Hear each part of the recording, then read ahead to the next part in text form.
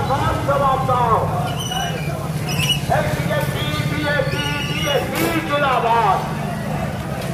মানুষের সাথে বিজেপি লড়ছে লড়বে, মানুষের সাথে বিজেপি লড়ছে লড়বে।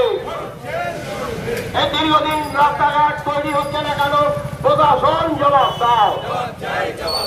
এই বালি মিউনিসিপালিটি মহড়া কর্মচারী ইলেকশন হচ্ছে না কেন? রাজ্য সরকার জবাব দাও।